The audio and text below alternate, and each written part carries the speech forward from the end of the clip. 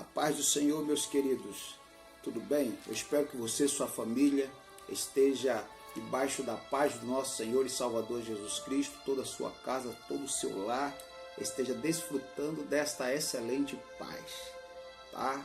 Eu gostaria de dizer para você que é novo aqui no canal, que é um prazer, uma honra ter você aqui conosco e eu convido você a fazer parte desta família, tá bom? Então aqui embaixo, faça sua inscrição aqui no botãozinho de inscrição. Do lado tem um sininho, ative o sininho para ficar por dentro das notificações e dos novos vídeos. Semanalmente fazemos 2 vídeos, né, que nós estamos comentando a lição de adultos e de jovens da CPAD. E desse lado aqui, deixe o seu joinha ou o seu like, vai nos ajudar bastante. Eu quero me apresentar, eu sou seu irmão e conservo em Cristo, Cassiano, e estamos nessa incumbência de trazer pré-aulas para os nossos professores e superintendentes de escola dominical. Meu intuito não é ensiná-los, pelo contrário, porque eu sei que aí atrás, me assistindo, tem grandes mestres para a glória de Deus. Nosso intuito é trazer alguns subsídios para que você venha ter mais alguns argumentos, versículos bíblicos e aguçar algumas coisas do seu conhecimento, tá ok? Nós estamos na lição da CPAD e está aqui a minha lição. Vamos falar sobre o livro de Samuel, estamos falando sobre os livros de Samuel, que é minha Bíblia. E a lição de hoje é a lição de número 6, a rebeldia de Saul e a rejeição de Deus, tá? A lição de número 6 da CPAD. Então, como sempre começamos, é importante você entender quais são os objetivos dessa aula, desde o objetivo geral até os outros objetivos, que são os objetivos específicos. O que é o objetivo geral? O objetivo geral é o alvo primário, a prioridade da lição. Qual é o alvo que essa lição quer alcançar? O objetivo geral é ressaltar que ao crente nascido de novo não cabe praticar o pecado da rebeldia. Então, se o seu aluno entender através desta aula, por intermédio desta aula, você ser um instrumento de Deus, através do qual Deus venha trazer esse esclarecimento para os seus alunos, que o crente nascido de novo não cabe praticar o pecado de rebeldia. Agora, por quê? O que é rebeldia? O que é pecado de rebeldia? Por que não ser um rebelde? Por que não se rebelar? E o que é se rebelar? O que não é rebelar? Então, se você conseguir trazer os seus alunos a este conhecimento, meus parabéns. O objetivo geral da sua aula foi alcançado, tá ok? E para te auxiliar nesse objetivo geral, temos 3 objetivos específicos. Quais são os 3 objetivos específicos? Definir rebeldia, é o primeiro objetivo específico. O segundo, explicar a rebeldia de Saul.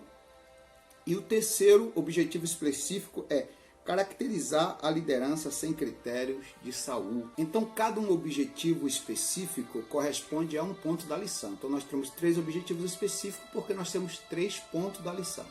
Então, se o primeiro objetivo específico é definir a palavra rebeldia, é porque isso aí está respondendo o ponto primeiro da lição, né? Então, como o meu intuito não é ler a lição, porque você já vai fazer isso com seus alunos, repetir o textuário e tudo mais, você já sabe qual texto que se refere, que está em 1 Samuel, capítulo 15, a partir do versículo 17, isso mesmo, versículo 17 ao 28, você já sabe de tudo isso.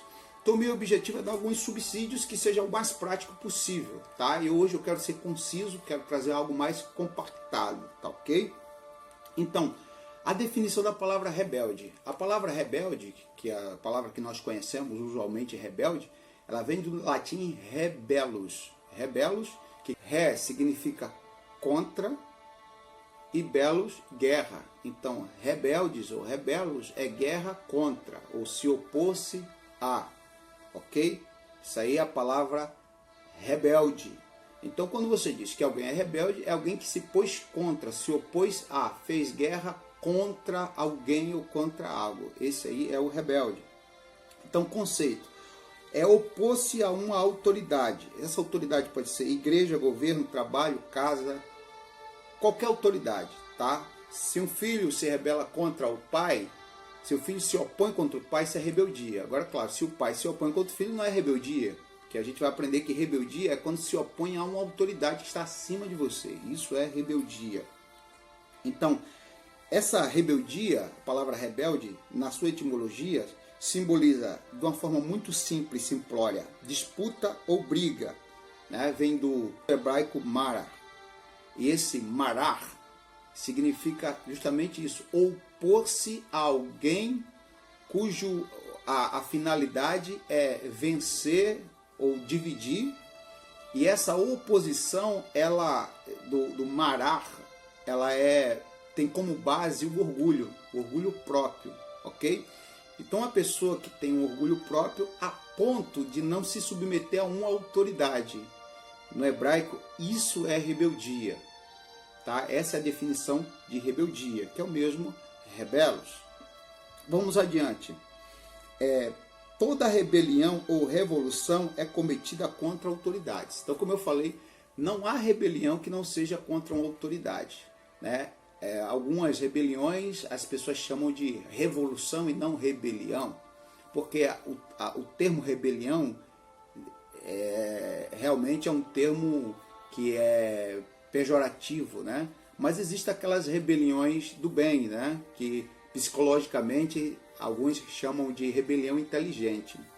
Por exemplo, no decorrer da história, se a gente for ler a história da igreja, né, no ano de 1496, Jerônimo Savonarola, ele foi um rebelde, né? Ele era um monge, e aquele monge que tinha uma mensagem inflamada, ele era contra o clero da igreja romana, que predominava na época. Isso, perceba-se que foi mais ou menos um pouco mais de 20 anos, 23 anos mais ou menos, antes da Reforma Protestante do dia 31 de outubro de 1517. Então, muito antes do Martinho Lutero, 23 anos antes, Jerônimo Savonarola, ele apareceu no cenário lá na cidade de Florença, na Itália, pregando inclusive, parece que é hoje, mas contra a afinidade da igreja com a festa do carnaval, por exemplo. Jerônimo Savonarola, com sua mensagem inflamada, fez com que as pessoas construíssem uma pirâmide de 10 metros no centro da cidade de Florença, com objetos carnavalescos, máscaras, fantasias, e as pessoas paravam de beber, deixaram essa vida nababesca, vidas enfim, as pessoas deixavam de viver nessa carnalidade, né, mergulhada no pecado, uma mensagem de arrependimento. Mas isso feriu os comerciantes daquela cidade, que se juntaram com o clero, mostrando o prejuízo que haviam tomado os comerciantes, e fez a cabeça da cúpula, né, da igreja romana para que pregasse contra Jerônimo, tendo-o como um rebelde, a ponto de fazer com que ou ele negasse a mensagem de um evangelho autêntico, puro, ou ele ia morrer, e ele morreu, ele pagou com a própria vida a sua rebeldia. Então houve esses atos de rebeldia do bem, como por exemplo o ato de rebeldia do próprio Martinho Lutero, que lá na praça de Wittenberg, na Alemanha, na catedral de Wittenberg, ele pregou na porta daquela igreja, né, as suas 95 teses, né, e quando ele pregou as suas teses, ele se levantou contra a cúpula, contra o clero da igreja. Então houve esses rebeldes, como por exemplo Martin Luther King também, que foi um rebelde contra o racismo americano, e tantos outros taxados como rebelde. Então, quando uma pessoa se levanta contra algo que é opressor e que é injustiça, isso não é uma rebeldia dentro da palavra rebelde no termo pejorativo, tá ok? Por exemplo, se um pastor ele é corrupto, permita-me dizer, essa aula é propícia para isso. Se um pastor é ditador, se um pastor ele não é homem de Deus, se ele trata a igreja como uma máquina burocrática, uma fábrica de dinheiro, como uma empresa de família, esse não merece o respeito do seu rebanho. Quando as pessoas se levantam contra esse pastor, na verdade, está colocando à prova, como diz Apocalipse capítulo 2, versículo 2. Porque colocaste à prova os que se diziam apóstolos e não são. A igreja tem direito de fazer isso, colocar à prova aqueles que se dizem homens de Deus. Porque, infelizmente, o que vemos por aí é muito discurso sobre usos e costumes, o tamanho da saia, o tamanho do vestido, o tamanho disso, o tamanho daquilo, e as pessoas batem muito contra os pecados sexuais. Tá? Ok, é ótimo ver as irmãs bem vestidas, os irmãos de gravata, as pessoas vivem uma vida sexual pura, né? Um casamento abençoado, mas não se esqueça que evasão de divisa, acúmulos de riqueza, propina, corrupção e tantos outros pecados de cunho fiscais e financeiros são crimes, além de pecados, são crimes da cadeia, ok? Então o que eu quero dizer com isso? que quem se levanta contra tais não é rebelde, não está se levantando contra ungido, está se levantando contra um sistema sujo, podre, um sistema corrupto. Então o que eu quero dizer é isso, que rebeldia não é quando você se impõe à injustiça, é quando você faz guerra contra a justiça. Então antes de se levantar contra alguém, quando você não concordar com a pessoa, 3 coisas você deve fazer. Primeiro, você ora. Segundo, você bate de frente. E terceiro, se você percebe que bater de frente não funciona, o que é bater de frente? É opor as ideias, tentar conversar, né? Mesmo que você tenha um argumento diferenciado, um argumento contrário. As pessoas vivem no mesmo ambiente com opiniões opostas, sem problema. Eu, por exemplo, eu adoro opiniões opostas à minha. Sabe por quê? Porque se todas as pessoas que eu consultasse só me balançasse a cabeça e dissesse sim, primeiro que eu não preciso de bajuladores. Um líder não precisa de bajulador. Uma pessoa que se preza, que tem valor e dignidade, não precisa de bajulador. A pessoa que lhe diz não, ela está te ensinando alguma coisa. E o não te ensina mais do que o sim. Porque se eu tenho 100 pessoas e daquelas 100, 98 falam sim e só 2 falam não, então não precisava das 98 opiniões, já que todas as 98 é uma mesma opinião. Eu só precisava de a opinião do não e a opinião do sim.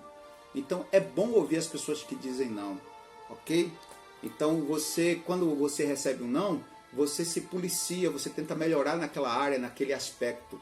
Platão tinha uma filosofia interessante que ele dizia assim: me comportarei de tal forma que confundirei os meus caluniadores. Então, para você que está sendo caluniado ou vítima de uma rebeldia, se você se acha justo e está sendo vítima de uma injustiça, se comporte de tal forma que confunda aqueles que estão te caluniando. Agora, se você, meu prezado, né, eu vou usar esse termo, errou e errou feio, pisou na bola, tente reaver seus conceitos antes que aqueles que antes te amavam agora estejam se rebelando contra você. O substantivo rebelião aparece 9 vezes na Bíblia, só no Antigo Testamento. De Êxodo a Miqueias, aparece 9 vezes esse substantivo rebelião. No texto que nós estamos vendo aqui, em 1 Samuel, no capítulo 15, né, versículo 23, é a terceira vez que aparece essa palavra, esse substantivo rebelião na Bíblia Sagrada.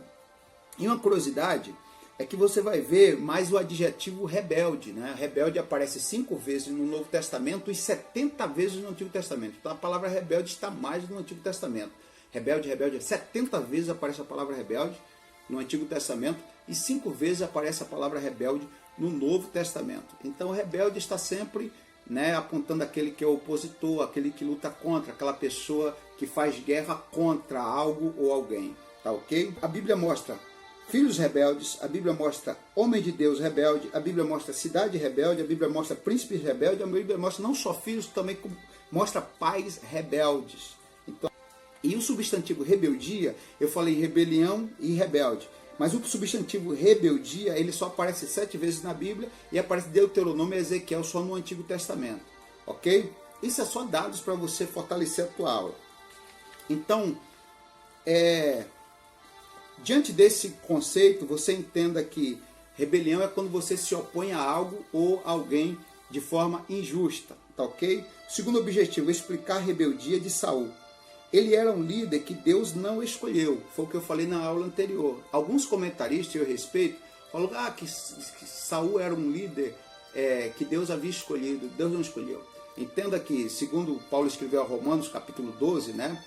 E não vos conformeis com este mundo, mas transformai-vos pela renovação do vosso entendimento, para que experimenteis qual seja a boa, agradável e perfeita vontade de Deus. Então Deus tem 3 vontades, boa, agradável e perfeita. Isso no termo bíblico. Agora no termo teológico, trazendo para esse ambiente teológico, a gente entende que essas 3 vontades é a vontade permissiva, a vontade soberana e a vontade diretiva. Diretiva, permissiva e soberana. Como é fácil entender essas vontades? Permissiva, diretiva e soberana. Por exemplo, a vontade soberana de Deus, para explicar as 3 vontades, é que você chegue do outro lado do rio no Porto Seguro. Essa é a vontade soberana. Então, se essa for a vontade soberana, você vai chegar lá a nado, a remo, dentro da boca de um peixe, em cima de um golfinho. Deus vai te arrebatar para o outro lado, de alguma forma você vai chegar, porque é a vontade soberana. Qual é a vontade diretiva? Deus te direciona, Deus manda você pegar um barco. Foi a direção de Deus você pegar aquele barco. Essa é a vontade diretiva. Então, Deus tem a vontade soberana, você chegar do outro lado. A vontade diretiva, você entrou no barco, Deus te direcionou a um barco. Só que no meio do trajeto, Deus não mandou, você pulou do barco. E agora? Como fazer se você pulou do barco? Aí Deus permitiu que você quase fosse afogado, bebeu muita água, mas conseguiu sobreviver. Alguém te resgatou, pulou nesse rio e te levou para o outro lado. Então a vontade soberana de Deus foi cumprida. Não foi como Deus queria, porque você se interveio e aí entrou a vontade permissiva. Então está aí o exemplo das 3 vontades de Deus. A mesma coisa. Deus queria um rei. Deus havia falado de um rei lá em Deuteronômio 17, conforme falamos na aula passada. Você que não viu a aula passada, dá uma olhada lá, está na playlist aí a última aula, a lição de número 5. Né? Então, como o povo escolheu Saul, aí Deus permitiu, ou seja, entrou a vontade permissiva de Deus. Mas Saul foi um líder que Deus não escolheu, apenas permitiu. Deus se arrepende. Então, esse termo aqui, arrepender-se, que é nacham, é um termo hebraico, isso não quer dizer que Deus ele sentiu remorso, né? Não é o mesmo termo metanoia de arrependimento, não. Esse arrependimento aqui é um lamento, tristeza, tá ok? Porque Deus não se arrepende. Então até fomente isso para o seu aluno, né? Até traga isso para o seu aluno em termos de explicação, para a aula ficar gostosa também. Diga para o seu aluno que há 2 coisas que é impossíveis a Deus. Eu já vi pregadores de renome falar, você que se sente que Deus está decepcionado com você, está errado. É impossível Deus se decepcionar. Capítulo 43 de Isaías, versículo 13. Ainda antes que houvesse dia, eu sou, e ninguém há que possa fazer escapar das minhas mãos, operando eu, quem impedirá? Isaías 46, 10. Eu anuncio as coisas do futuro desde a antiguidade, aquelas que não aconteceram, que não veio. Então Deus, no seu futuro estado do agora, Deus conhece todos os tempos, inclusive o nosso futuro está no presente de Deus. Então 2 coisas como nunca vai conseguir é decepcionar a Deus e surpreender a Deus. Deus nunca vai ser pego de surpresa. Tá? Todas as vezes que o inimigo se levantou, o diabo pensou que estava colhendo milho, Deus já tinha preparado o bolo de fubá há muito tempo. Tá ok? Há exemplo de Esté, de José, de tantas histórias que Deus nunca foi pego de surpresa. Então, Deus não pode ser surpreendido, Deus não pode ser decepcionado. Deus conhece todas as coisas. Então, nesse quesito, Deus não se arrependeu porque ele sabia que Saul não era o homem que tinha as características para ser rei. Deus só permitiu, mas ele se entristeceu. Mas como alguém... Aí você pode se perguntar, mas como alguém pode se entristecer e não se arrepender? É fácil. Por exemplo, Deus te livre, mais um exemplo. Você tem um familiar em um estado terminal de saúde. Você sabe que vai morrer, tem 2 meses, 3 semanas de prazo, né? Um câncer terminal, qualquer outra doença dessa, uma pessoa que você ama, que você gosta, você sabe que vai morrer. Então, aquilo ali você sabe que vai acontecer. É inevitável. E quando acontecer, você vai ficar triste.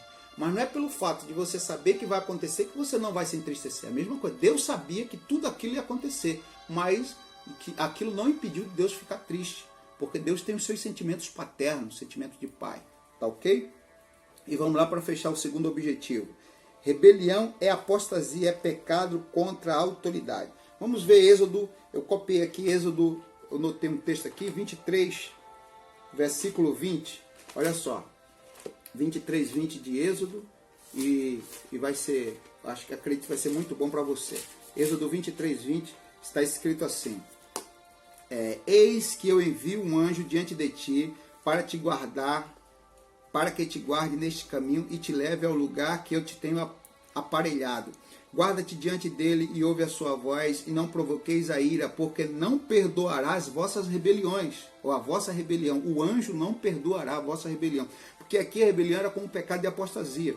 Porque o meu nome está nele. Mas se diligentemente ouvir a sua voz e fizeres tudo o que disser, então serei inimigo dos teus inimigos e adversário dos teus adversários. Porque o meu anjo irá diante de ti, diz o Senhor, e te levará aos amorreus, aos heteus, aos ferezeus e aos cananeus e aos heveus, e aos jebuseus, e os destruirei.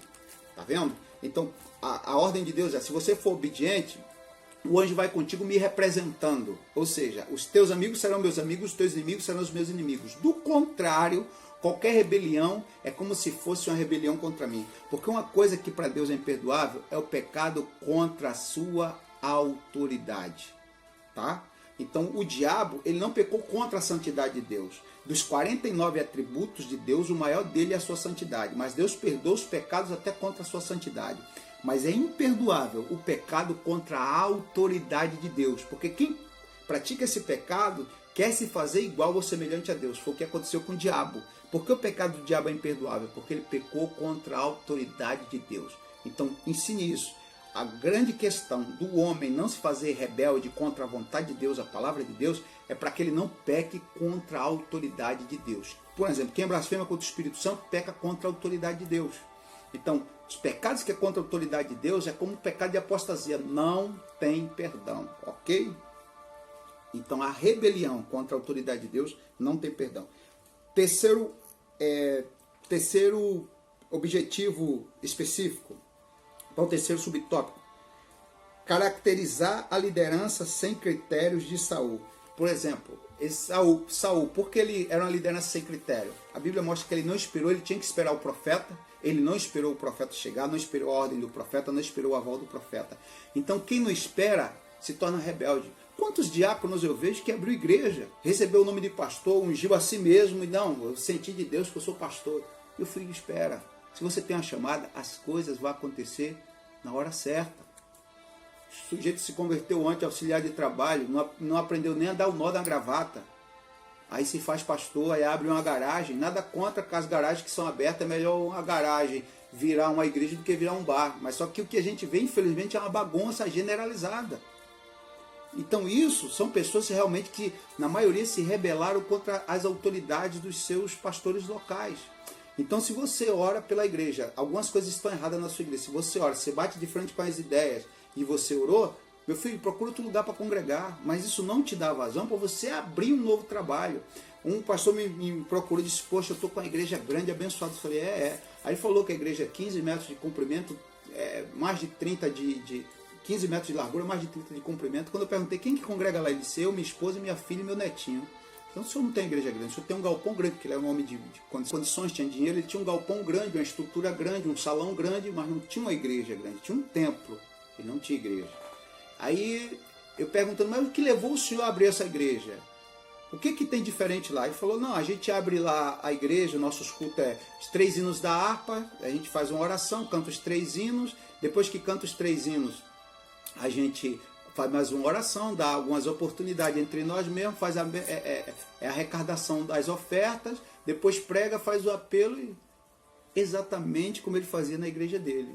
Então, se uma pessoa tem a mesma visão da igreja local e abre um trabalho só para competir, é rebelião.